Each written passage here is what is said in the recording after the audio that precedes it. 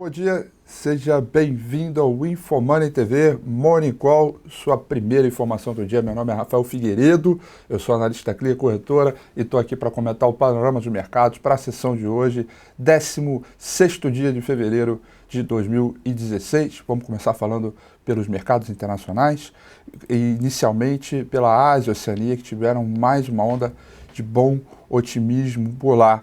A bolsa em Tóquio, o principal índice Nikkei fechou com alta de 0,20%, enquanto a bolsa de Hong Kong fechou com uma alta boa de 1,08%, e a bolsa em Xangai, o principal índice Xangai Composite da China, fechou com alta expressiva de 3,3%. As ações chinesas avançaram com dados maiores de expansão de crédito, esses dados maiores do que o previsto, e novos empréstimos subiram para nível recorde. É aquilo que eu venho comentando ao longo, desde a virada do ano, né, até hoje, que a China está passando por um processo de transformação de mercado, por uma economia de mercado, e essa mudança vai levar a certos extremos de número, né, números muito extremos, né, recorde de empréstimo, vamos ver recorde de expansão do crédito.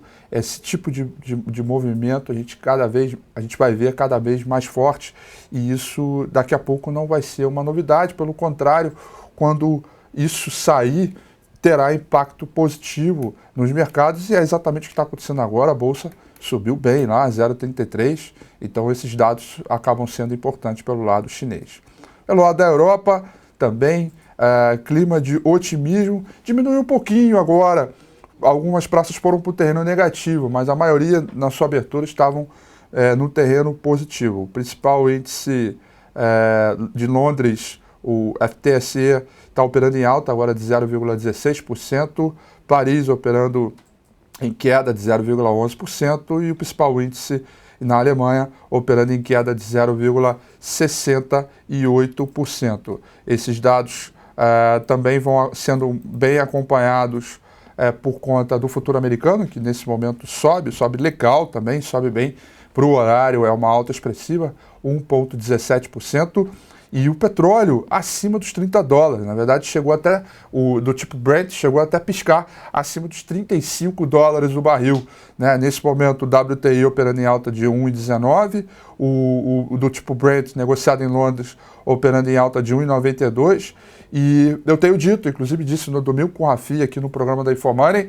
que o petróleo é o que deve estabelecer o humor para essa semana. É uma das variáveis mais importantes, e nesse ritmo de recuperação que vem sendo mostrado, a gente mostrou no gráfico a divergência de fundo, a possibilidade do mercado melhorar. Olhem lá no domingo com o Rafi, o programa que eu fiz aqui no InfoMoney, a gente fez uma palavrinha bem especial sobre petróleo, sobretudo de todas as petrolíferas do mundo, né? Eu peguei as principais ADRs, todas as petrolíferas que são negociadas na Bolsa de Nova York, coloquei todas elas num gráfico, e a gente viu sinais de fundo e de compra, inclusive, em vários papéis, com exceção da PBR, que é a ADR da Petrobras.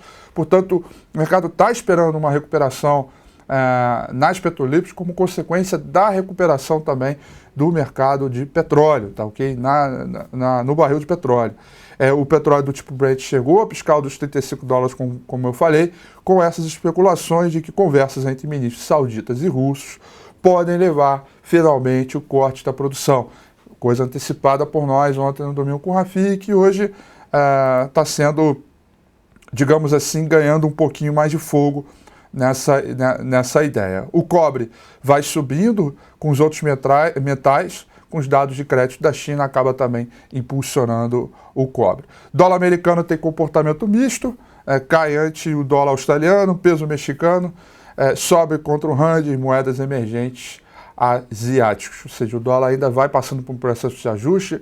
Críticos do Banco Central americano ainda continuam sobre a atitude, digamos, equivocada de elevar o juro no final do ano passado, e portanto, o dólar ainda deve ser essa moeda de ajuste dessa atitude do Banco Central. É uma coisa que já vem acontecendo no mercado brasileiro, eu imagino também que deva acontecer pelos mercados no mundo, lembrando que uma recuperação no mercado de commodities pode fazer pode dar um pouco de pressão em cima do mercado de câmbio também. Muito bem, galera. Agora vamos dar uma olhada na agenda de hoje, né? Nós tivemos uma série de dados importantes sobre financiamento bancário e crédito bancário na China, conforme eu falei, e é isso que está conduzindo o bom humor por lá. Tivemos um dado importante também, que é a pesquisa ZEU, é uma pesquisa uma pesquisa que traz expectativas, né, da economia do euro, e assim que esse dado da economia da Europa como um todo, né? E assim que esse dado saiu 13,6, ele veio bem menor do que o dado anterior, que veio 22,7, fez com que as bolsas saíssem um pouquinho das máximas, recuasse um pouquinho. Outro destaque também para a agenda de hoje é a venda no varejo, que é um dado computado para o mês de dezembro do ano passado, anual e mensal. É um dado que se espera que venha negativo, mas porém menor do que o esperado, já que o consumo, os salários aumentaram como consequência o consumo aumentou como consequência do aumento do salário, e eu imagino que esse número veio aí um pouquinho mais esperado, até porque o último livro bege já mostrava um pouco dessa confiança. Outro dado também relevante que nós temos é às 11h30 da manhã, que é o índice Empire State de manufatura de Nova York. É um dado também esperado, uma queda de 10,5. Na minha opinião, ele vem em linha também com a relevância que a gente tem do último dado do livro bege, tá ok?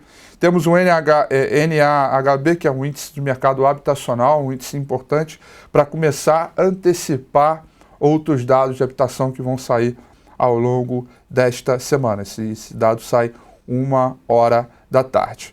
Muito bem, dito isso, dito os dados aí importantes, agora vamos dar uma olhada no mercado brasileiro, né? Ver como ele se comportou ontem e como eu acho que ele deve se comportar para a sessão de hoje. Vamos dar uma olhada aqui no gráfico diário. Veja, o índice Bovespa está operando você vê que ele tentou ali uma recuperaçãozinha, né, na sessão de ontem, e perdeu um pouco de força, né? Lembrando que ontem foi feriado no mercado americano, né? Então a gente teve um dia de baixíssima liquidez, com fraco volume. Ele tentou um repique aqui, foi para essa região digamos, de forte resistência aqui no 40.700 pontos, e é o ponto que está devendo para hoje, né? Que precisa ser rompido para tentar finalmente o 41.440, onde iremos brigar pelo 43.950 pontos. Do terreno negativo, nós temos esses dois pontos aqui. O primeiro aqui em 38.900, depois aqui um pouquinho mais abaixo aqui, essa região aqui que é o 38.600, 38.590 pontos, que, digamos assim, é o número para definir um pouco mais o fluxo. Eu diria que o mercado ele está começando a dar sinais nítidos de consolidação, né? Por que consolidação? 2 testes no suporte e 1 na resistência, tá vendo? Dando sinais de consolidação. Inclusive eu vou até melhorar aqui a cor, vou mudar a cor, para mostrar que nós estamos aqui diante de uma consolidação.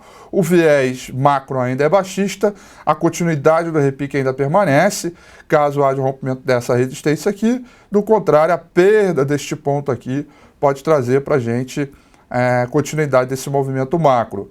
Na minha visão, pessoal, eu acho que o mercado deve trabalhar ainda nessa zona de consolidação por mais alguns dias.